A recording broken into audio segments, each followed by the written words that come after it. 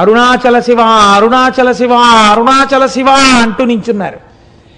ఎక్కడి నుంచి వచ్చాడో అంతలో చెప్పులు కుట్టేవాడు వచ్చి, అయ్యా మీ బూటు కుట్టనా అండి అని కుట్టేసి ఆయన అలా ఉండిపోయాడు. అంతే, ఆ అరణ్యంలోంచి అరుణాచలంలోకి వెళ్ళిపోయాడు. ఆయన బూట్లు కుట్టి వెళ్ళాడు, ఆ బూట్లతో ఆయన గిరి ప్రదక్షిణం చేశాడు. ఇలా ఎంతమందో ఎన్ని రకాలుగానో ఆ అరుణాచల గిరి ప్రదక్షిణంలో అనుభూతులను పొందారు. నేనైతే మీకు ఒకటి మనవి చేస్తాను, ఇప్పటికీ అరుణాచలంలో మనకు ఒక ఆశ్చర్యమైన సంఘటన కనపడుతుంది. మీకు ఏ దేవాలయంలో ఎవ్వరూ కూడా 5 పైసలు వెయ్యండి అని అడగారు. నాకు ఇప్పటికీ చాలా ఆశ్చర్యంగా ఉంటుంది.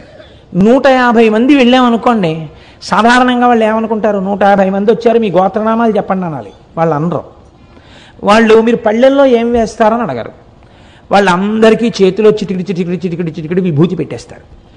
నమస్కారం పెట్టుకుని వెళ్ళిపోతుంటే ఇదేంటి వీళ్ళు అసాధ్యం కూడా ఇంతమంది వచ్చారో రూపాయి లేదని వాళ్ళు అనరు. అర్ధరాత్రి 1 గంటకి 2 గంటలకి ఒకే ఒక విదేశీ వనిత వర్షం పడుతుంటే అరుణాచలానికి గిరి ప్రదక్షిణం చేస్తూ వెళ్ళిపోతూ ఉంటుంది. ఎవరండి? హిందూ మతస్థులు కారు, విదేశాల నుంచి వచ్చినటువంటి ఎందరో వనితలు, నిండు యవ్వనంలో ఉన్న వాళ్ళు వర్షధారలలో తడిసిపోయిన బట్టలతో ఒక్కరే గిరి ప్రదక్షిణం చేస్తుంటారు. వాళ్ళని చెనకిన వారు కానీ, వాళ్ళ వెనక పడ్డవారు కానీ, వాళ్ళతో పరిహాసమాడిన వాళ్ళు కానీ మీకు గిరి ప్రదక్షిణంలో కనపడరు. నేను ఒకసారి చూసి తెల్లబోయాను. మీకు ఒక విచిత్రమైన విషయం చెప్పనండి. ఆ పిల్లవాడి తల్లిదండ్రులు కానీ వాళ్ళెవరూ నాకు ఇప్పుడు జ్ఞాపకంలో లేరు.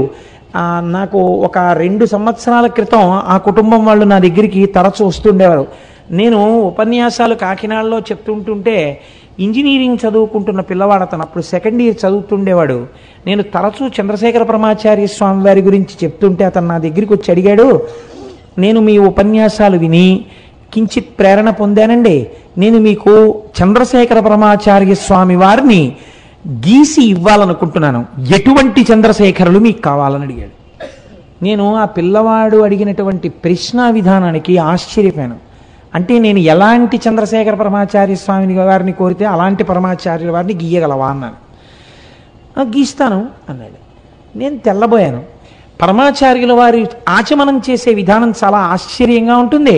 2 మోకాళ్ళు ఇలా పెట్టి 2 మోచేతులు మోకాళ్ళ మధ్యలో పెట్టి కమండలం కింద పెట్టి ఆచమనం చేస్తారు. ఏది అలాంటి బొమ్మ గీయన్నాను. మీరు నమ్ముతారా? అతను ఒక వైట్ కార్డుబోర్డు మీద పెన్సిల్తో చక్ చక్ చక్ చక్ చక్ చక్ గీసాడు. అది గీసేసి నాకు బహూకరించాడు, పేరు రాసి. నేను తెల్లబోయి అది ఫోటో కట్టించుకుని ఇంట్లో పెట్టుకుంటే ఇప్పుడు సుబ్రహ్మణ్యోత్సవాలకి రాబోతున్నటువంటి స్వరూపానందేంద్ర సరస్వతి స్వామి వారు భిక్షకి మా ఇంటికి వచ్చారు. ఆయన వస్తూనే తిన్నగా ఫోటో దగ్గరికి వెళ్ళిది ఎక్కడిది నీకని అడిగారు. అడిగితే నాకు ఒక ఇంజనీరింగ్ స్టూడెంట్ గీశాడండి అన్నాను. నువ్వు ఏం అనుకోకపోతే ఇది నాకు ఇచ్చేయగలవా అని అడిగారు.